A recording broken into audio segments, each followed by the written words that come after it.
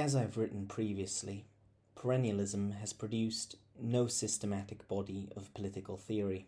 To do so is the aim of this project. That having been said, perennialists have produced writings on or relevant to politics. Some have done so in isolated articles, chapters, or books. Others have done so in brief comments in passing scattered throughout their corpus. A couple, for example Tage Lindbom and Ali Lakhani, have written frequently on politics. This body of writing could be characterized as what Acharya and Buzan call pre-theory. This is, to quote Acharya and Buzan, quote, elements of thinking that do not necessarily add up to theory in their own right, but which provide possible starting points for doing so. End quote.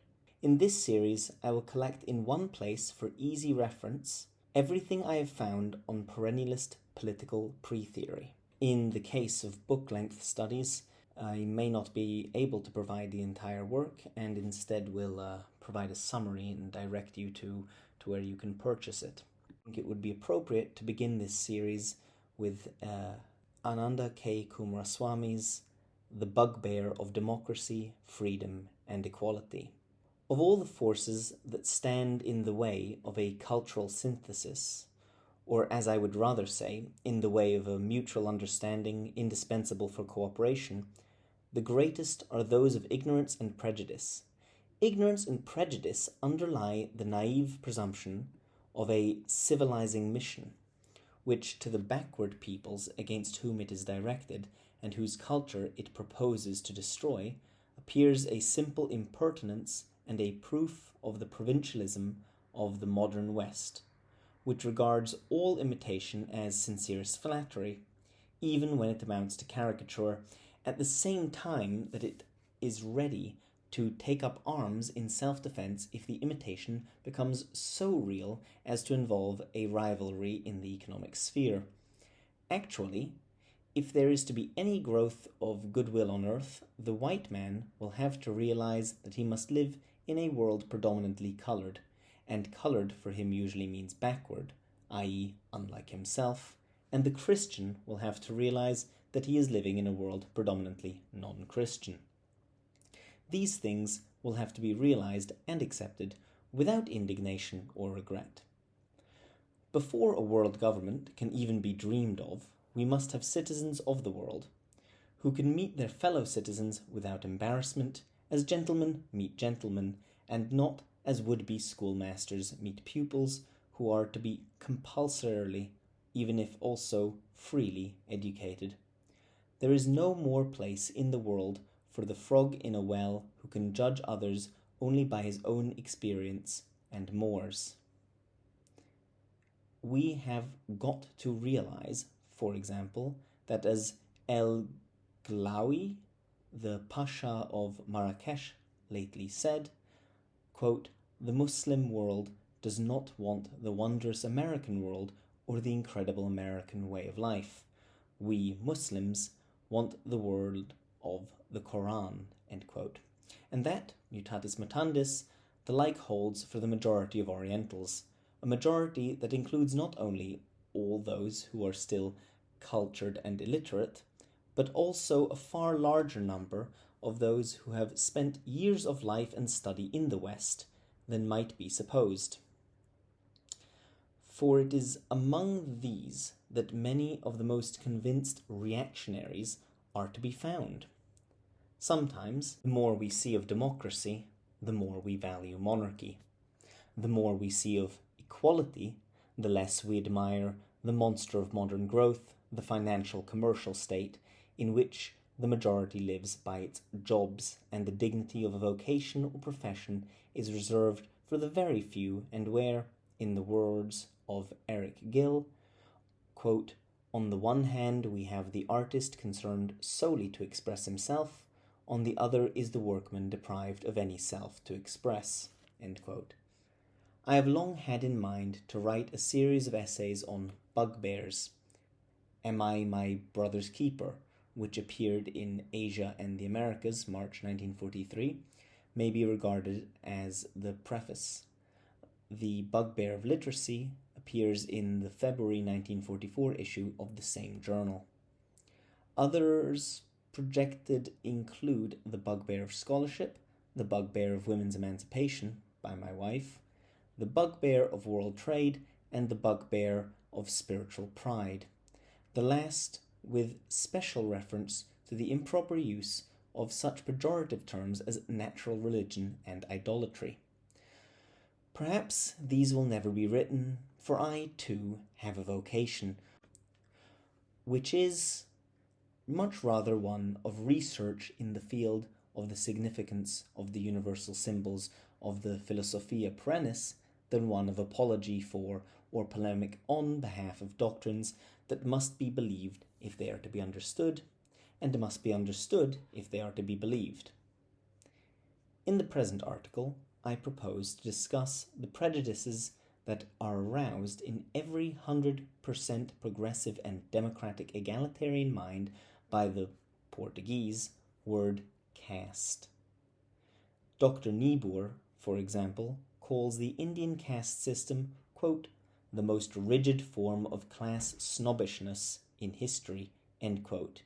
He means, of course, class arrogance, since he must have intended to criticize the supposed attitude of the higher castes, comparable to that of the Englishmen in India and to that of those who maintain the Mason-Dixon line in America, while it is, by dictionary definition, only an inferior that can be a snob. And how can there be either arrogance or snobbishness where there is no social ambition? It is in a society whose members aspire to white-collar jobs and must keep up with the Joneses that these vices prevail. If you ask a man in India what he is, he will not say either that I am a Brahmin or that I am a Shudra, but that I am a devotee of Krishna or I am a Shaivite, and that is not because he is either proud or ashamed of his caste, whatever it may be, but because he mentions first what seems to him more important than any social distinction. For H.N. Brailsford, whose sincerity and courage I respect, author of Subject India, caste is indeed a bugbear. It offends him that men's lives should be, quote, hedged around from infancy by a network of prohibitions and commandments, end quote, and that, quote, an Indian can become a Protestant or a rebel only by an effort of which none but the strongest natures are capable, end quote. He scarcely reflects that it may take a stronger nature to obey than to rebel, or that a strict pattern of good form is no more necessarily deplorable than is the fact that no one can compose a sonnet in free verse. Caste, he says, quote, makes of the individual a unit submissive in mind and body to a degree which startles and shocks the European observer, end quote, who is himself, of course, an untouchable, and possibly a little startled by the implied disparagement. And yet, what admissions Mr. Brailsford makes when he comes to speak of caste in practice. One of the religious prohibitions or taboos, save among the more degraded castes, is of drink. The late Sister Nivedita once observed that Christianity carries drunkenness in its wake. But Mr. Brailsford tells us that, quote, the Congress had Indian morality behind it when it organized a boycott of the government's toddy shops. No Indian dare brave the condemnation of his fellows by entering them. In some places, the all-powerful caste organization reinforces the prohibition of Congress, end quote. You see that when it suits his argument, prohibitions and commandments become a morality. There are other prohibitions and commandments that also pertain to our morality, and against which we do not feel called upon to rebel or protest against. And if there are some that he does not understand, has Mr. Brailsford ever thought of investigating their significance for us? Similarly, in the case of the boycott of English manufactured goods, he states, quote, Its general success was an amazing proof of the solidarity of Indian society." End quote. How does he make that square with his statement that in India, quote, "by far the most serious obstacle to social unity comes from caste and its rule of endogamy"? End quote. Let us remember that in India, men of different castes are divided neither by religion, culture, or language, but only by rules against intermarriage and interdining. For example, no king could aspire to marry his own Brahman cook's daughter. That different castes have never found it difficult to work together for common ends is amply demonstrated by the almost universal institution of panchayat, or village council, a committee of men of different castes. Again, it may be observed that caste is not, in Hindu law, a legal disability. Men of any caste may act as witnesses in suits, the only qualifications having to do with character and impartiality and being the same for all. Manu 8:61-63. The imperial gazetteer remarks that the inhabitants of the typical Indian village, quote, "are welded together in a little community with its own organization and government, its customary rules, and its little staff of functionaries, artisans, and trades." End quote. Mr. Brailsford objects that, quote, "the only obstacle to the growth of internal trade on a gigantic scale is the poverty of the villages and the self-sufficiency that belongs to its oldest traditions. There is still many a village in which the hereditary craftsmen who serve it for an allowance of grain or some acres of free land will weave all the cloth it needs, hammer its hoes for it, and turn its pots." End quote. Unfortunately, the growth of internal trade on a gigantic scale is by no means one of our primary ambitions. We still hold, with Philo de Decalogo 69, that it is an obvious truth that the craftsman is of higher value than the product of his craft, and perceive that it is chiefly in industrial societies that this truth is ignored. Nor, from what we know of factory conditions already existing in Bombay and elsewhere, do we see the slightest prospect that the condition of even the lowest outcasts will ever be improved by the gigantic development of internal trade. Again, we do not want the incredible American way of life.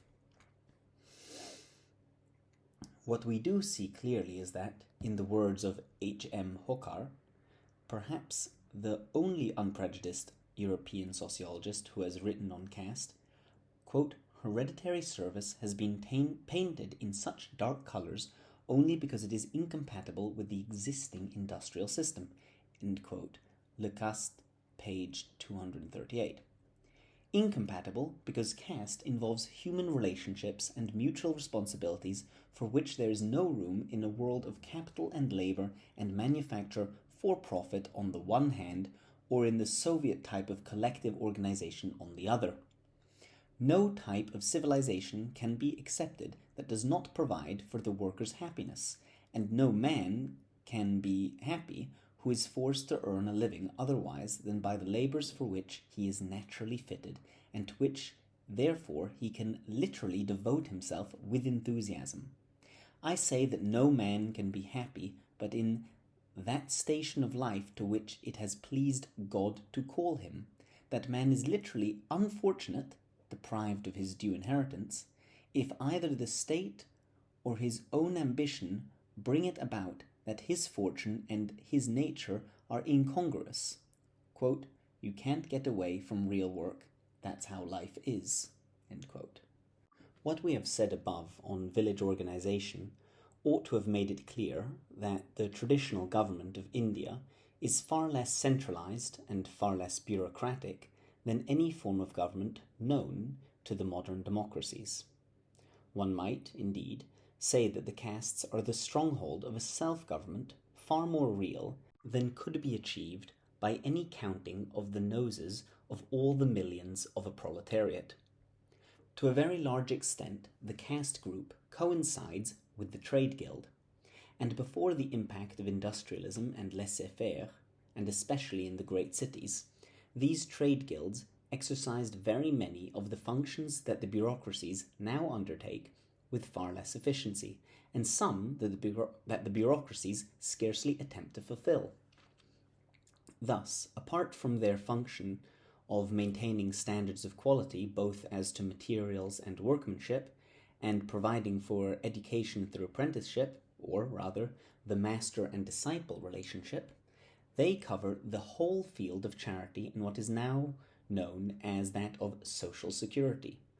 One might say that if India was not in the Chinese or Islamic sense a democratic country, it was nevertheless a land of many democracies, i.e., self-governing groups in full control of all matters really falling within their competence, and that perhaps no other country in the world has been better trained in self-government. But, as Sir George Birdwood said, under British rule in India, the authority of the trade guilds has necessarily been relaxed. The nature of such a necessity will hardly bear analysis. There are types of society that are by no means above, but on the contrary, below caste.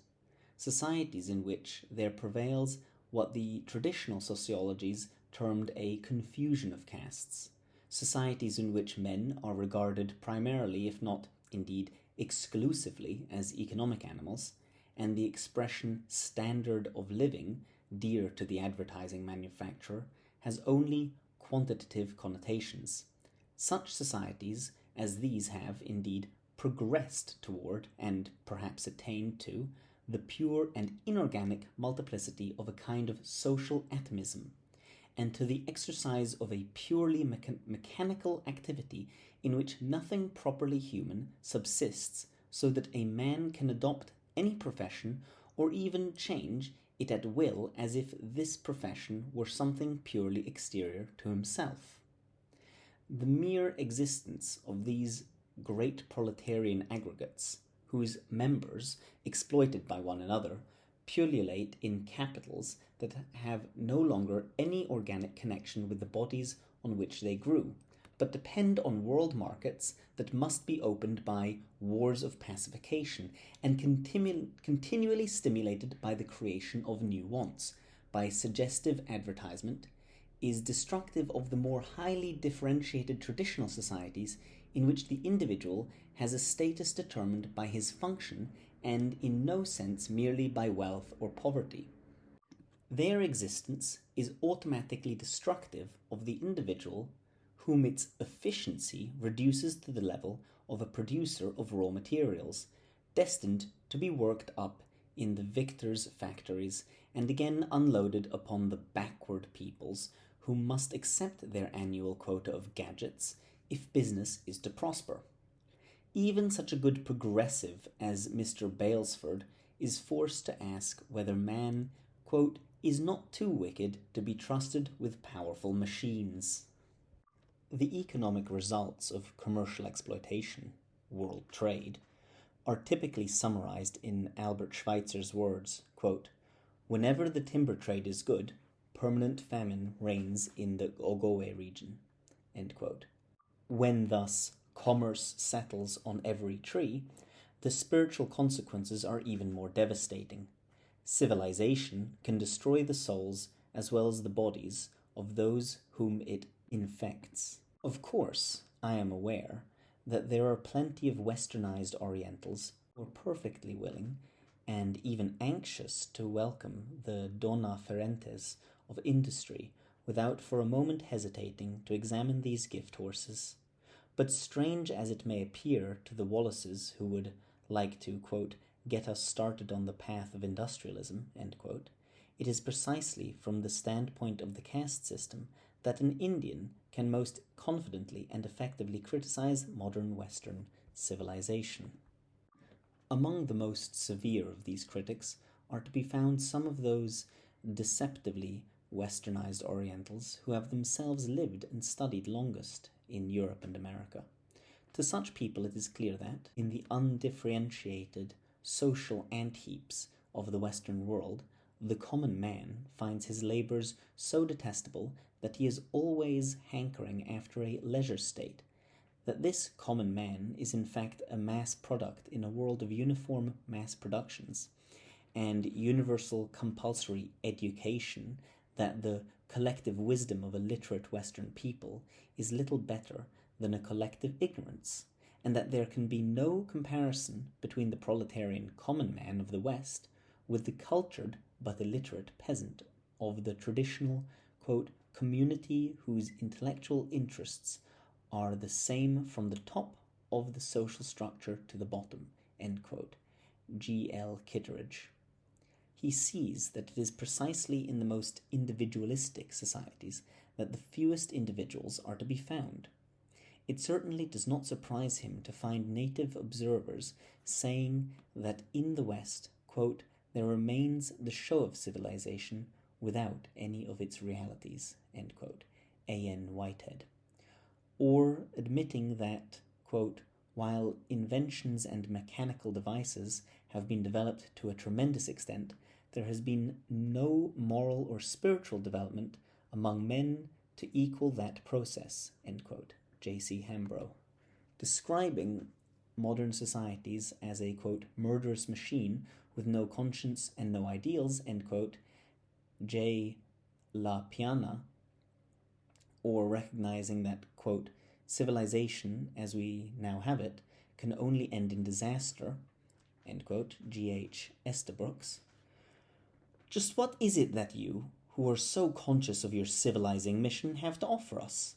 Can you wonder that, as Rabindranath Tagore said, there is no people in the whole of Asia which does not look upon Europe with fear and suspicion, or that we dread the prospect of an alliance of the imperialistic powers whose Atlantic Charter was not meant to apply to India, and will not be applied to China if it can be avoided? An aphorism several times repeated in Buddhist scripture runs, quote, war breeds hatred because the conquered are unhappy, end quote.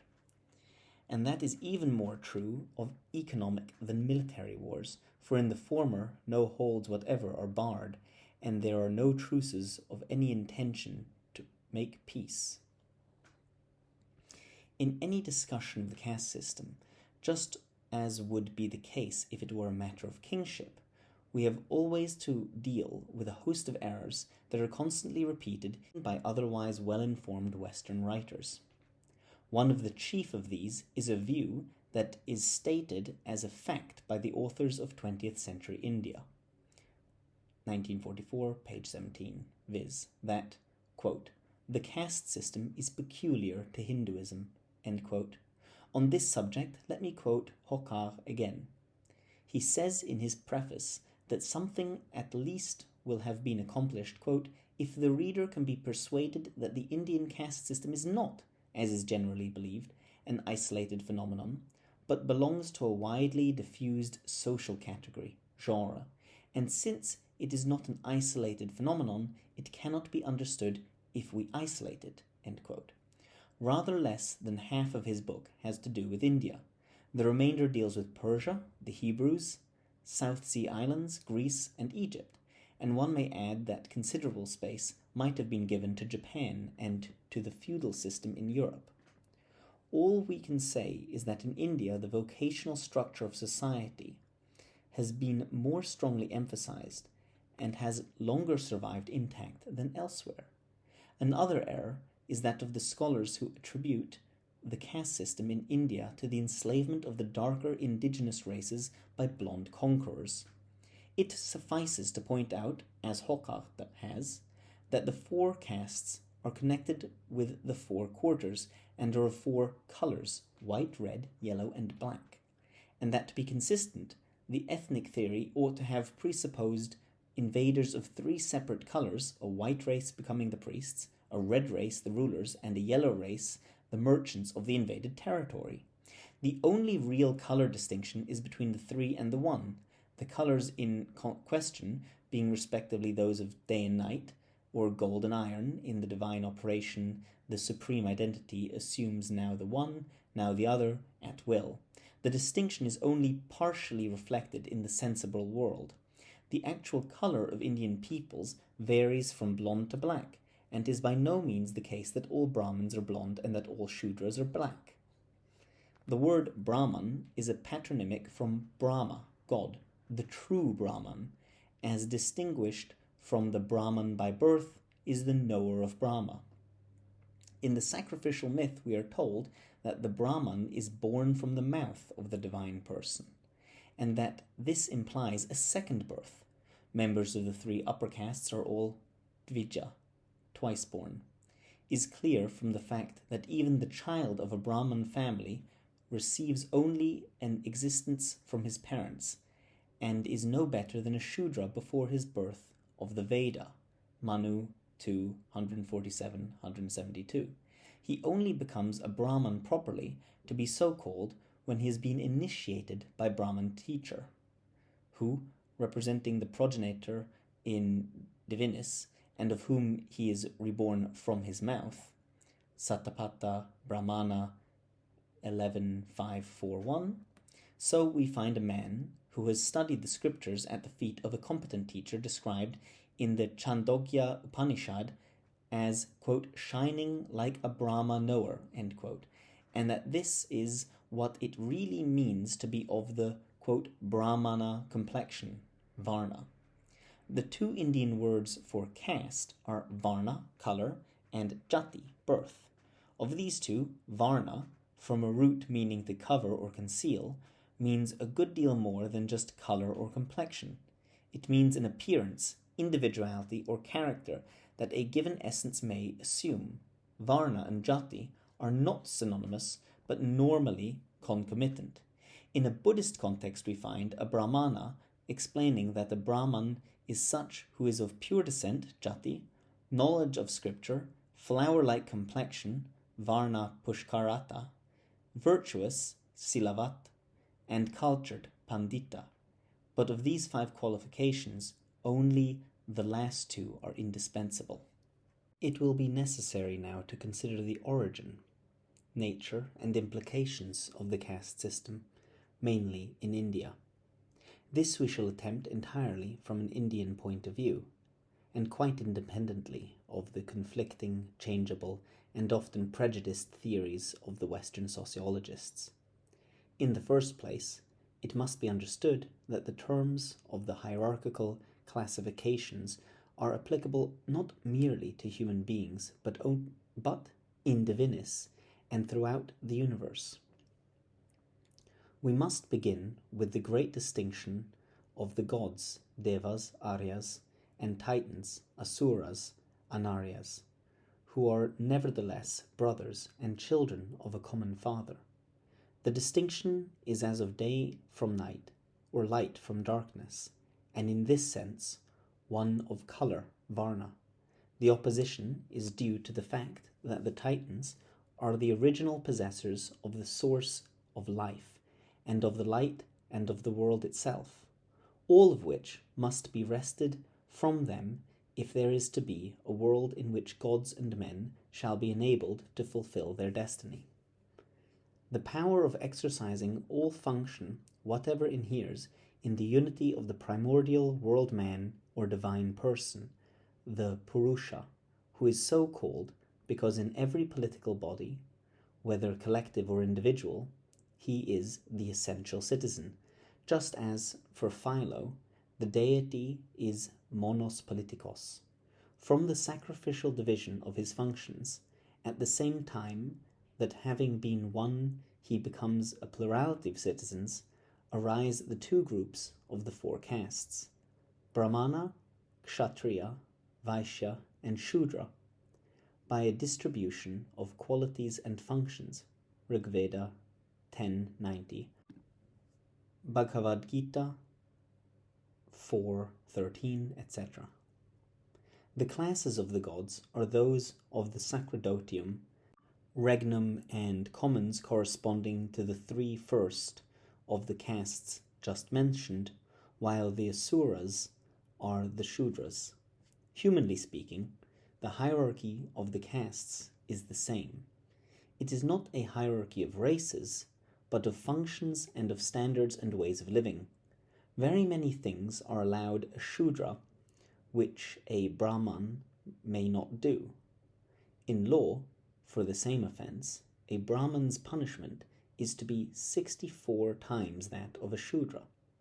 We are not for a moment pretending that the untouchability of the lower and outcasts, which is so offensive to modern minds, is in any sense an excrescence upon the caste system. Neither shall we defend it by a citation of English or American parallels, since two wrongs would not make a right. And in any case, we are not apologizing for, but rather explaining the caste system, nor, indeed, would such a comparison be really valid. For the caste taboos are not based upon racial or color prejudice as such. A fallen Brahman, however well born or fair, is under the same disabilities as an outcast by birth, Manu 11, 245, 98, etc., but are for the sake of the preservation of a ritual purity at once physical and psychic. I wonder sometimes if foreign reformers ever realize that if we should admit the Indian outcasts to our temple sanctuaries, we might as well admit Europeans.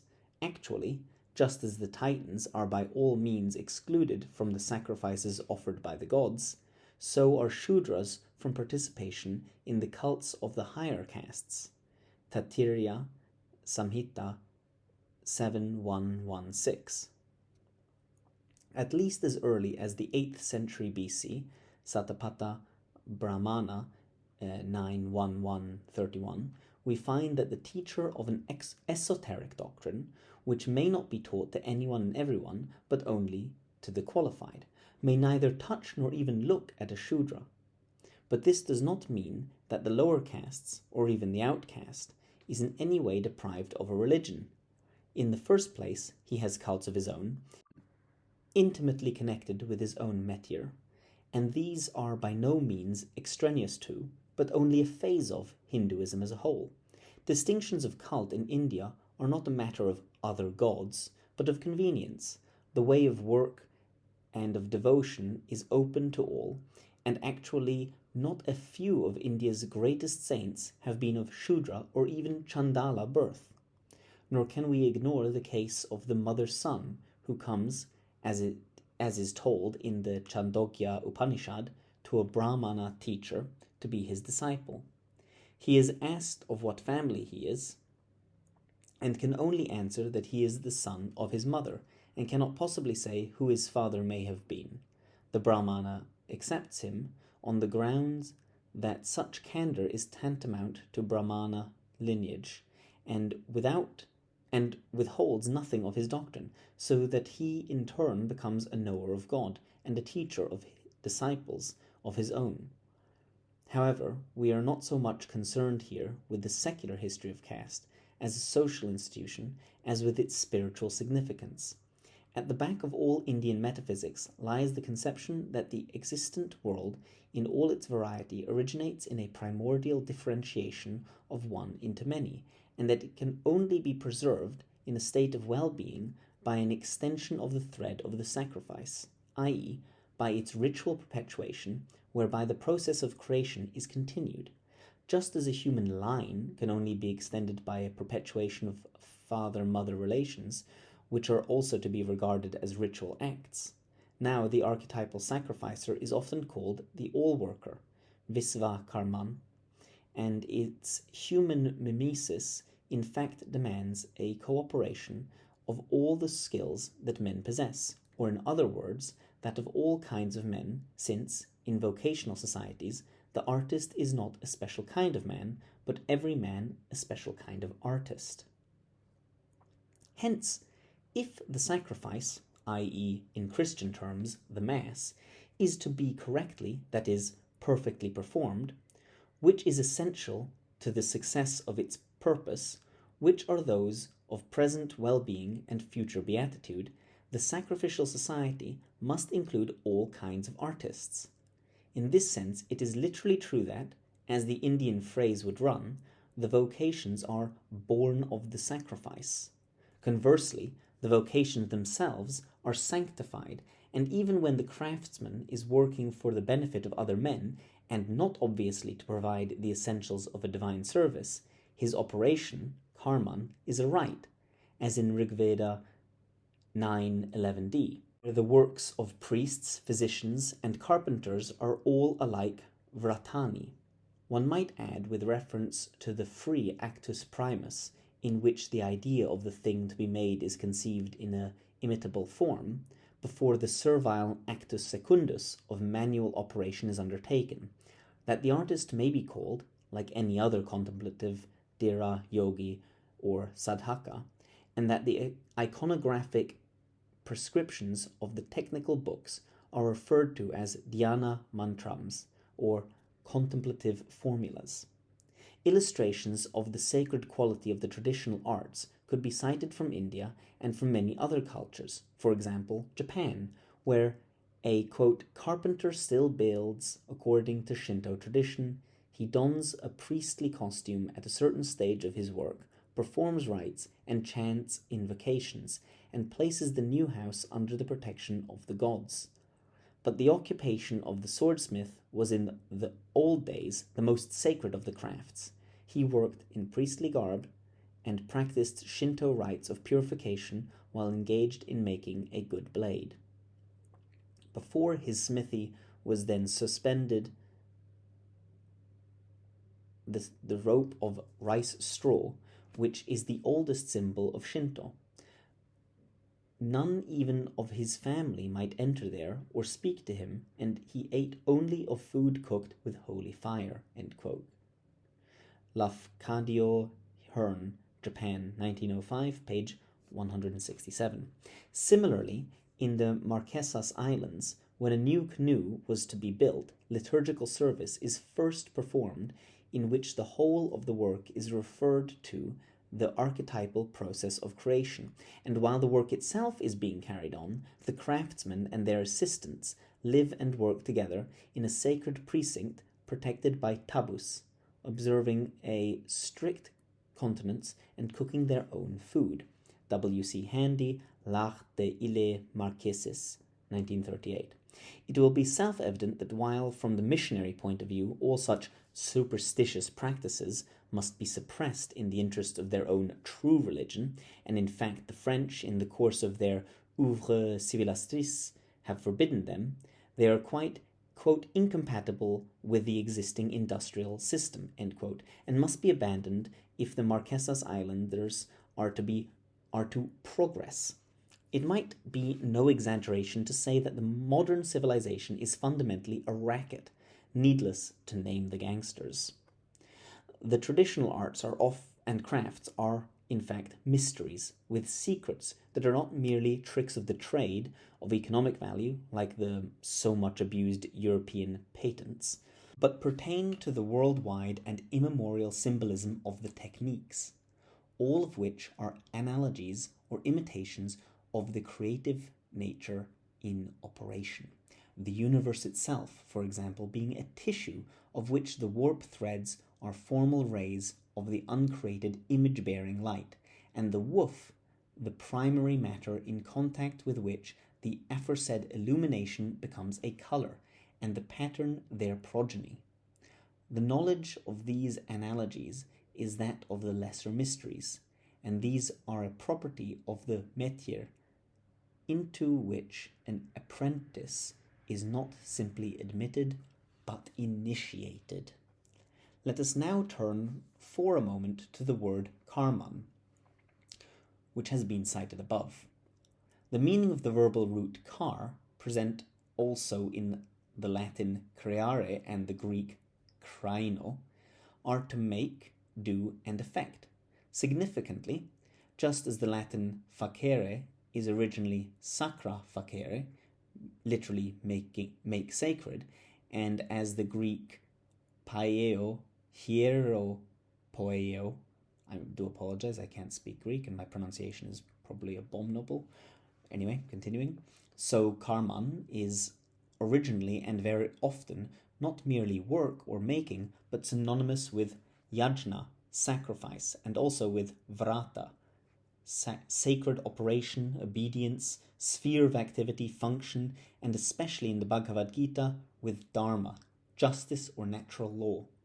In other words, the idea is deeply rooted in our humanity, that there is no real distinction of work from holy work, and no necessary opposition of profane to sacred activities. And it is precisely this idea that finds such vivid expression in the well-known Indian philosophy of action, the way of works, karma marga, of the Bhagavad Gita. In the following citations from the Bhagavad Gita, it must be understood that while we render karma by action, it is actually impossible to make any essential distinction of the meaning sacrificial operation for that of operation or duty. This is, indeed, in full agreement with several texts of the Upanishads in which all the activities of life are sacrificially interpreted. It is precisely such an interpretation by which activities are referred to their paradigms in divinis that marks the difference between the comprehensor, evamvit, and the mere behaviorist. Siddhi, rendered by perfection, is a hard word to translate. The root implies the achievement of whatever ends one has in view, also to be set right, to be healed, or matured. The sense in our contexts is as nearly as possible that of the Greek teleiosis.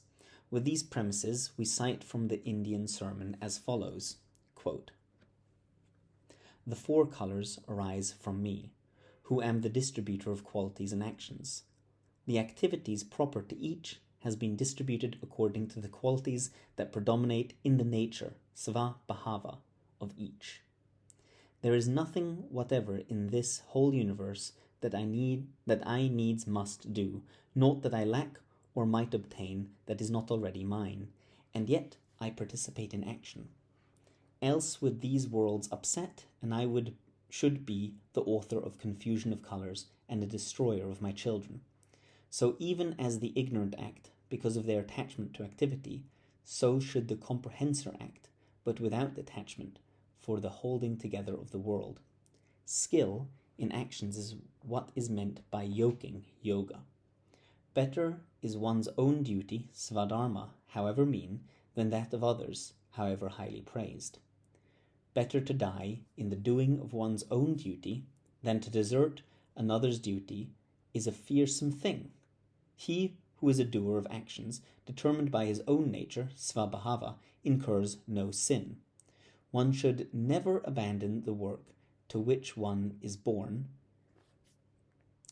sahajam karma, for man reaches perfection when each is in love with, abhirata, his own work. It finds perfection in that in his own work he is praising him for whom is the sending forth of all beings and by whom all this universe has been extended.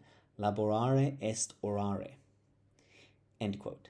In other words, every man's way to become what he is, what he has it in him to become, is one of perfectionism in that station of life to which his own nature or nativity imperiously summons him. The pursuit of perfection is every man's equality of opportunity, and the goal is the same for all, for the miner and the professor alike, because there are no degrees of perfection. The whole point of view is already implicit in the old equation karma equals yajna, i.e. fakera equals sakra fakere. For it is again and again insisted upon in the ritual sacrifices that the sacrifice must be perfectly performed, nothing too little or too much, if the sacrificer's purpose is to be attained. And this, of course, implies that whatever is done in or made for the sacrifice must be perfectly done or made. It is a striking illustration of this perfectionism, and one that vividly reminds us of the Shaker philosophy of work, that in a Buddhist context, Anguttara Nikaya 111-363, in which the entelechies of the monk, ruler, and householder, etc., are defined, the fulfillment, pariyosana, of the householder, whose means of livelihood is the practice of an art, is perfected workmanship. In the words of St. Thomas Aquinas, quote, "The craftsman is naturally inclined by justice to do his work faithfully," end quote. Summa Theologica 1-2, 57-3 ad 2. The modern mind, it may be observed, is not opposed to the concept of vocation per se. In the absence of an established heredity of functions, it sets up, on the contrary, vocational tests, and seeks to provide for a guidance in the choice of a vocation. What it most of all resents is the hereditary principle, which seems to set an arbitrary limit on the individual's equality of opportunity. This resentment is natural enough in the case of a proletarian society in which a confusion of castes has already taken place, where the constitution of traditional civilization, based on first principles and, quote, in which all is ordered and in a hierarchy consistent with these principles, end quote, rene geno, can hardly be imagined.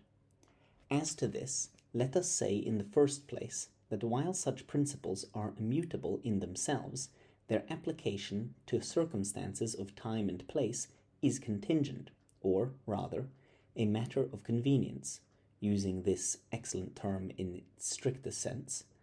Accordingly, if one were to imagine a caste system imposed upon the existing American scene, it would not necessarily have to be a hereditary system, if it were really provided for that even a majority of men could earn their living by doing what they would rather be doing than anything else in the world.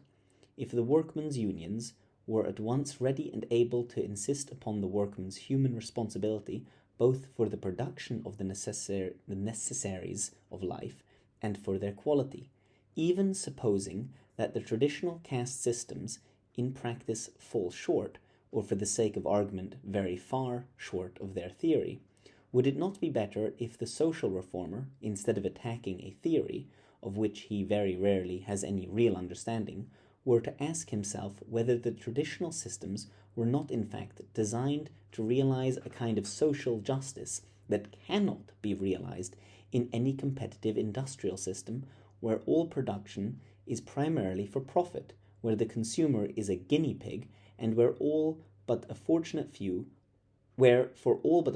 few, occupation is not a matter of free choice, but economically, and in that sense arbitrarily, determined. It is not, then, to apologize for the caste system, but to explain it, that we write, in the hope that the reader will put such questions as these to himself. Let us, then, explain the significance of the hereditary principle in a society in which the castes are not yet confused.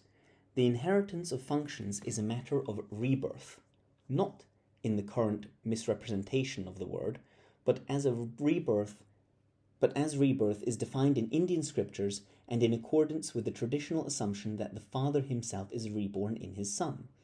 We have seen that the function is born of the sacrifice, and this means that if the needs of the theocentric society are to be met, the ministerial functions by which the dual purposes of the sacrifice, well-being here and beatitude hereafter, are to be secured must be perpetuated from generation to generation. The function is at once an estate and an incumbency, and as such entailed. Just as for Plato and in scholastic philosophy, so for Vedanta, duo sunt in homine, and of these two, one is the mortal personified personality or character of this man, so-and-so, the other, the immortal part and the very person of the man himself. It is only to the former individual nature that the category of color can be applied. The word varna itself could, indeed, be rendered not inaccurately by individuality, inasmuch as color arisen from the contact of light with a material, which then exhibits a color that is determined not by the light, but by its own nature. My individuality, or psychophysical constitution, is not, from this point of view, an end in itself either for me or for others, but always a means, garment, vehicle, or tool to be made good use of for as and for so long as It is mine. It is not an absolute, but only a relative value. Personal, insofar as it can be utilized as means to the attainment of man's last end of liberation, Bhagavad Gita, verse 11, and social in its adaptation to the fulfillment of this, that, or the other specialized function. It is the individuality and not the person that is bequeathed by the father to his son, in part by heredity, in part by example, and in part by formal rights of transmission. When the father becomes emeritus, or at his death, the son inherits his position and, in the widest sense of the word, his debts, i.e., social responsibilities. This acceptance of the paternal inheritance sets the father free from the burden of social responsibility that attached to him as an individual. Having done what there was for him to do, the very man departs in peace. It is not, then, for our mere pleasure or pride that children are to be begotten. Indeed, they will be no children of ours if they do not in their turn assume their burden of responsibilities. Children are begotten in order that there may be a succession of sacrificial functionaries for the perpetuation of these worlds. Satapatha Brahmana 1, 8.131, Aitareya Upanishad 4.4. And just as in India, so for Plato, quote, concerning marriage, it is decreed that we should adhere to the ever-productive nature by providing servants of God in our own stead, and this we do by always leaving behind us children's children, end quote. Laws 774a. It is only in the light of the doctrine of the two selves and the no less universal imperative to know thyself, to know, that is, which of these two selves is our very self, that's with an uppercase S, that we can really understand the resentment of prohibitions and commandments, and of inequality and the corresponding advocacy of protest and rebellion that we spoke of above. That resentment has far deeper roots than are to be found in the mere fact of an existing confusion of castes, which should be regarded as much rather as a symptom than as a primary cause of disorder. An impatience of restraint is not in itself reprehensible, but natural to every prisoner. The traditional concept of liberty goes far beyond, in fact, the demand of any anarchist. It is the concept of an absolute, unfettered freedom to be as, when, and where we will. All other and contingent liberties, however desirable and right, are derivative and to be valued only in relation to their last end. But this conception of an absolute liberty is coupled with the assured conviction that of all possible restraints upon it, by far the strictest is that of a subjection to whatever is not ourself, and most notably within this category, that of a subjection to the desires and passions of our outer man, the individual. When now, like Boethius, we have forgotten who we are, and, identifying ourselves with our outer man, have become lovers of our own selves, then we transfer to him all our longing to be free, and imagine that our whole happiness will be contained in his freedom to go his own way and find pasture where he will. There, in ignorance and in desire, lie the roots of individualism, and what we call in India the law of the sharks, and in America, free enterprise. Whoever proposes to discontent the members of a traditional society, whose present submissiveness annoys him, with what is rightly called their lot, must realize that he will only be able to do so to the extent that he is able to impose on them his own conviction of the identity of his ego with himself. In the same way, when it is asserted that all men are born equal, of what men are we speaking? The statement is evidently untrue of all outer men, for we see that they are both physically and mentally differently endowed, and that natural aptitudes have to be considered even in nominally egalitarian societies. a prediction of equality is only absolutely true of all inner men, true of the men themselves, and not of their personalities. Accordingly, in the Bhagavad Gita itself, verse 18, where, as we have already seen, the validity of caste distinction is strongly emphasized, and a confusion of castes is tantamount to the death of a society, it is also taught that the true philosopher, Pandit, is same-sighted towards a Brahman perfected in wisdom and conduct towards a cow or an elephant or even a dog or an eater of dogs, i.e. a Chandala or outcast. Same-sighted, untouched by likes or dislikes, this does not mean that he is unaware of inequalities among the outer men, to whom the categories of the social system really apply, and who are still burdened with rights and duties. It means that, as a perfected seer, one who has himself risen above all distinctions established by natural qualities, as all men say, and is no longer of the world, he is colorblind and sees nothing but the ultimate and colorless essence, immortal and divine, and equal because unmodified and undivided, not only in every man, but in every living creature, down to the ants. Our object in bringing forward these considerations, which it would hardly occur to modern sociologists to deal with in any social analysis, is to make it perfectly clear that, just as in criticizing a work of art we cannot isolate the object of our study from its total environment without killing it, so in the case of any given custom, we cannot expect to understand its significance for those whose custom it is, if we vivisect the society in which it flourishes, and so extract a formula, which we then proceed to criticize as if it were to be forthwith imposed upon ourselves by force majeure. The parts of a traditional society are not merely aggregated in it, but coordinated. Its elements are fitted together like the parts of a jigsaw puzzle, and it is only when and where the whole picture can be seen that we can know what we are talking about. Wholes are immanent in all their parts, and the parts are intelligible only in the context of the whole.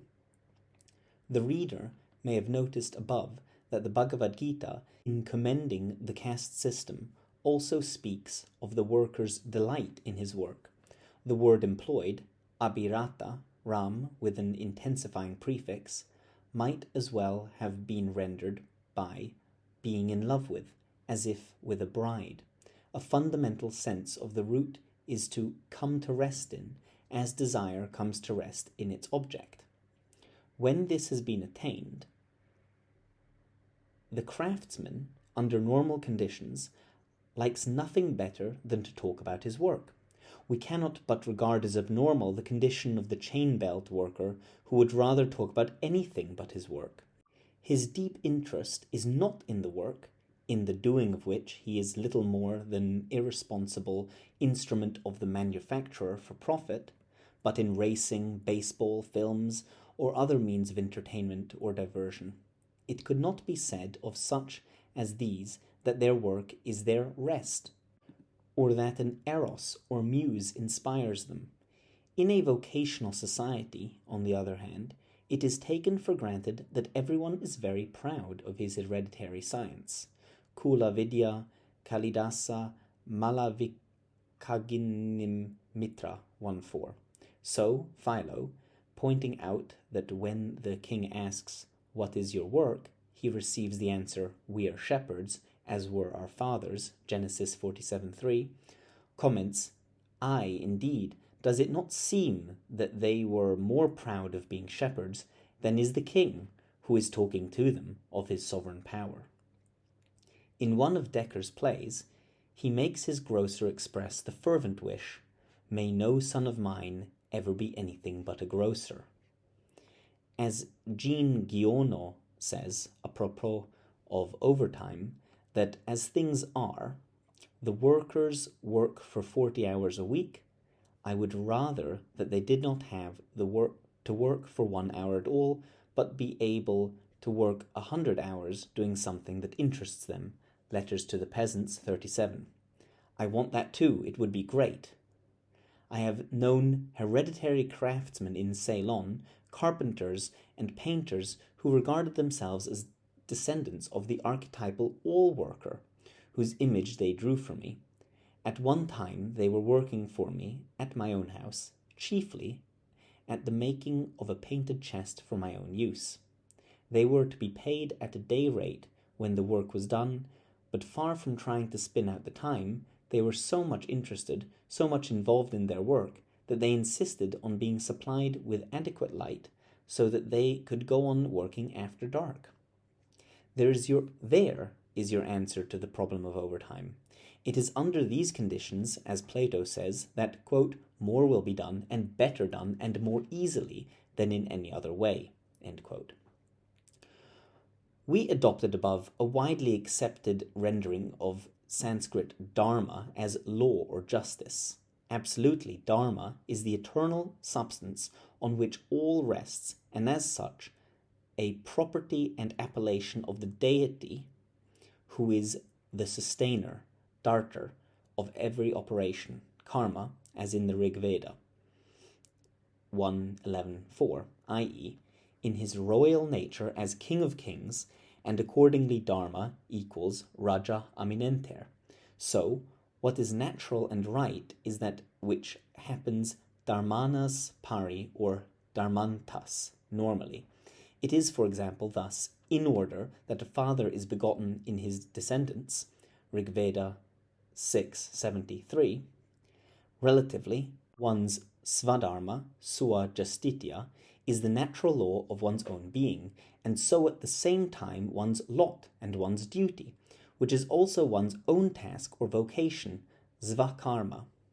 Unquestionably, then, a correspondence of functions to varieties of natural natal endowment in a human society is, from the Indian point of view, nothing arbitrary, but a reflection on earth of the immutable justice by which all things are governed. Whoever may maintain that the caste system is in fact unjust must nevertheless allow that its primary purposes are just. In this matter, as in so many others, there is a fundamental agreement of the Indian and Greek theories. For Plato, the cosmic, civic, and individual orders or cities are naturally governed by one and the same law of justice, dikaiosine. And among the accepted senses of just is that of civilized. What justice means is discussed at some length in the 2nd and 4th books of the Republic. For Plato it is, of course, obvious that the same kinds, genos, etymologically the Sanskrit jati, equal in number are to be found in that state and in the soul, and that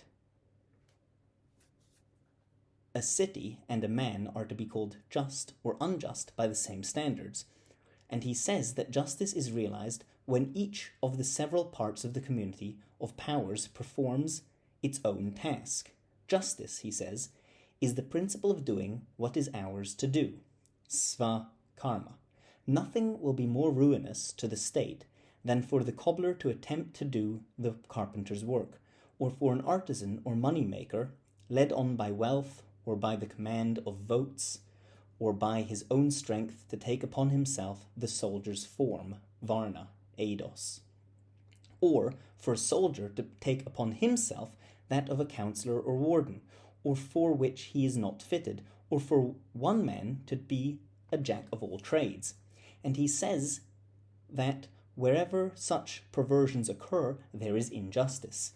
He points out that our several natures, physis, svabhava, are not all alike, but different, and maintains that everyone is bound to perform for the state one social service, and that for which his nature is best adapted.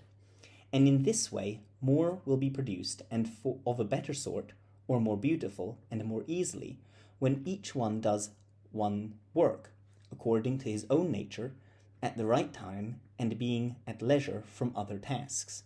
In other words, the operation of justice provides automatically for the satisfaction of all the real needs of a society.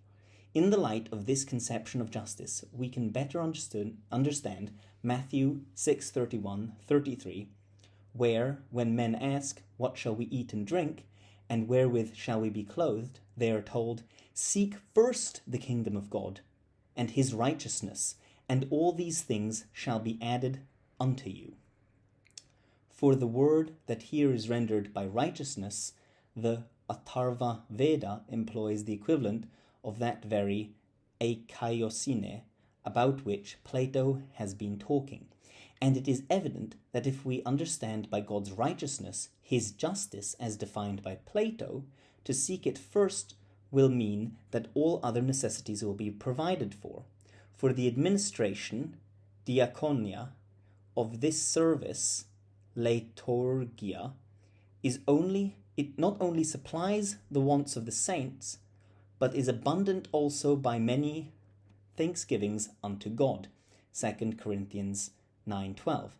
That such are the real meanings of the texts is borne out by St. Paul's recommendation elsewhere to remain in that station of life in which we are, even when the higher call to the service of God has been heard.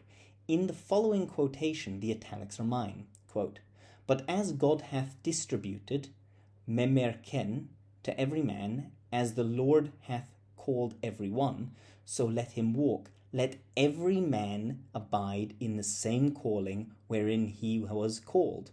For he that is called in the Lord, being a slave, doulos, is the Lord's freeman. Likewise, also he that is called, being free, is Christ's slave. Brethren, let every man wherein he is called, therein abide with God." 1 Corinthians 7:17-24. There is no incompatibility of human with divine service. Plato's functional order takes account not only of the three kinds of free men in the state, which correspond to the three upper castes of the Indian system, but of another kind, to which he refers as that of the servants, diakonos, comparable to the Indian shudras and men without caste. There are those who in the things of the mind are not altogether worthy of our fellowship, but whose strength of body is sufficient for toil, so they, selling the use of this strength and calling the price wages, are called wage earners. Republic 371e. These are, of course, the wage slaves of an industrial society. Where they form a majority, those whose bodies are all they have to offer can only be described as slaves, if not indeed as prostitutes. See Aristotle Politics 1254b 18. Conversely, one who is legally a slave, but has far more than his mere physical strength to offer, is in no sense a prostitute, but a responsible individual with only political disadvantages. A good example of what I mean can be cited in Chrétien de Troyes' Clergé, where the faithful John is a master builder who holds that he, quote, ought to be burnt or hanged were I to betray my lord or refuse to do his will, end quote.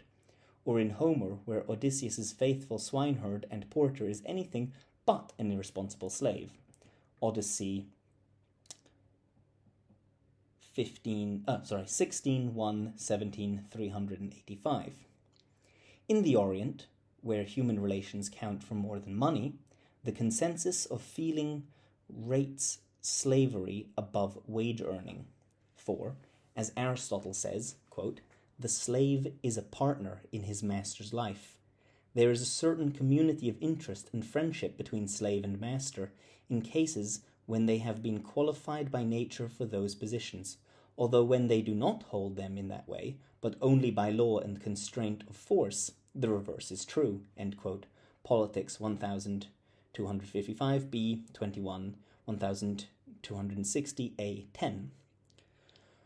While where men, however nominally free, are merely hired until their services are no longer needed, there may be no community of interest or friendship at all.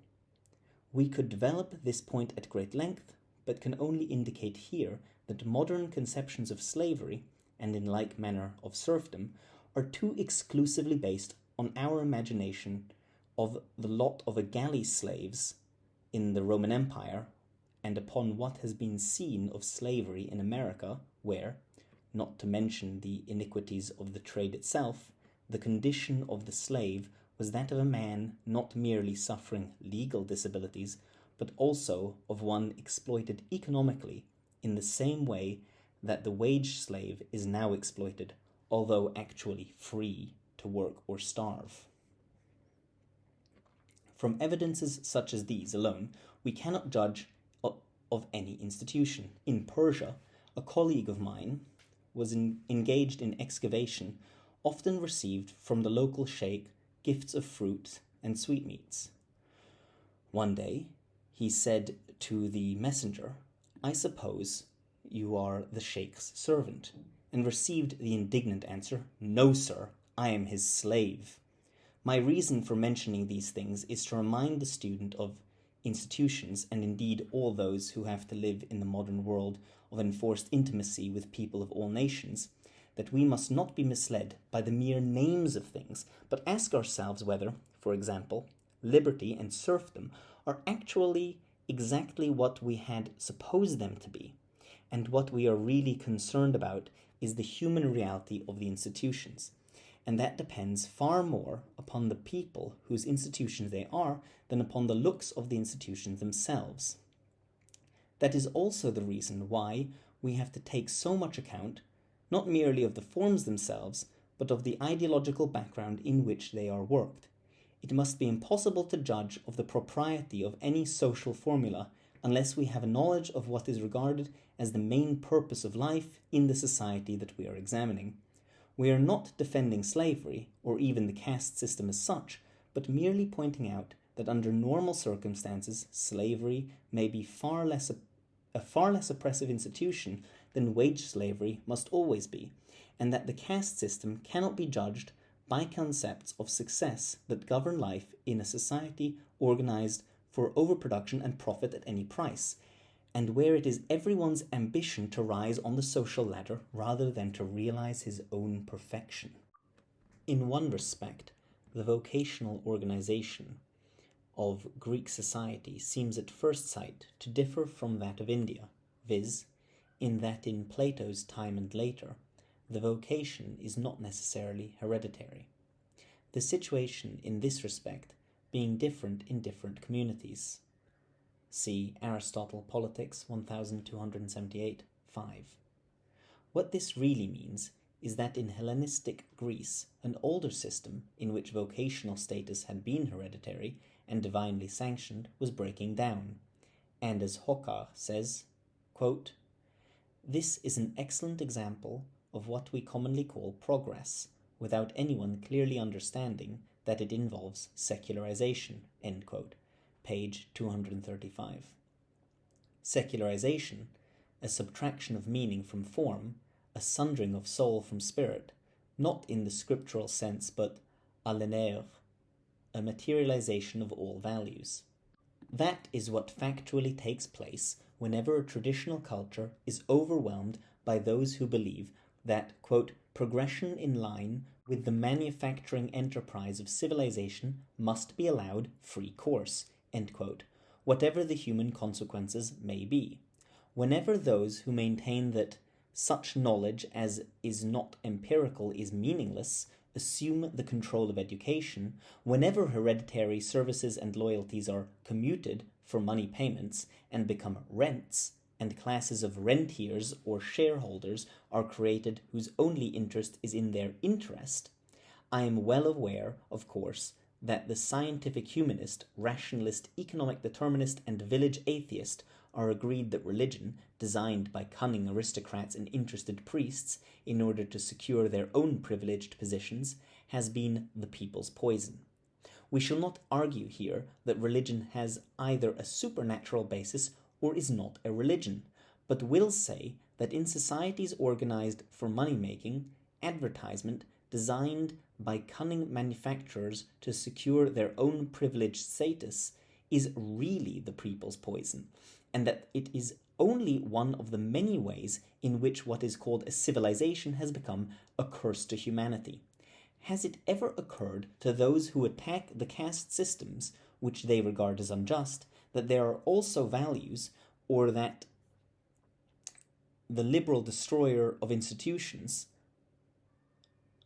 the Protestant and the rebel, ipso facto makes himself responsible for the preservation of their values. Let us conclude with a reference to only one of these values. We have seen that in India it is taken for granted that a man is in love with the work to which he is born and for which he is by nature fitted. It is even said that a man should rather die at his post than adopt another's vocation. That may have seemed extreme, but let us see what Plato thinks. He tells us that Asclepius knew that for all well-governed peoples there is a work assigned to each man in the city which he must needs perform, and no one has leisure to be sick or doctor himself all his days. And this we see, absurdly enough, in the craftsman case, and not in that of the wealthy and so-called blessed man. He points out that a carpenter, if he falls sick, will indeed consult a doctor and follow his advice, but if anyone prescribes for him a long course of treatment with swathings about the head and other paraphernalia, he hastily says that he has no leisure to be sick, and that such a life of preoccupation with sickness and neglect of the work that lies before him is not worth living. And is not the reason for this that the carpenter has a task, and that life is not worth living upon condition of not doing his work? But the rich man has no such appointed task, the necessity of abstaining from which renders life intolerable.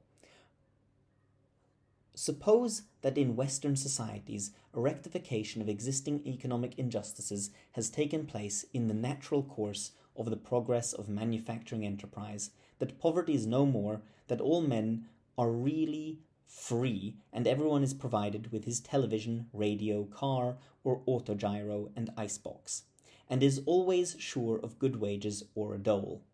Under these circumstances, what is to make him work, even for all the shorter hours that will still be necessary if the necessities of life are to be provided for everyone? In the absence of the work or starve imperative, will he not be inclined to take long holidays, or, it may be, to live on his wife's earnings? We know how difficult it is at the present day to adequately regiment the lazy natives of savage lands that have not yet been so completely industrialized that a man must work for wages or die.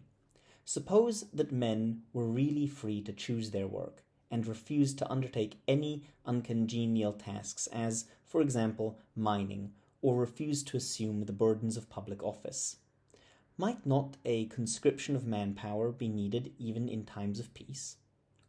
That might be worse than the caste system looks even to be. I can see no other alternative to this situation but for a man to be so in love with the work for which he is naturally qualified that he would rather be doing this work than idling.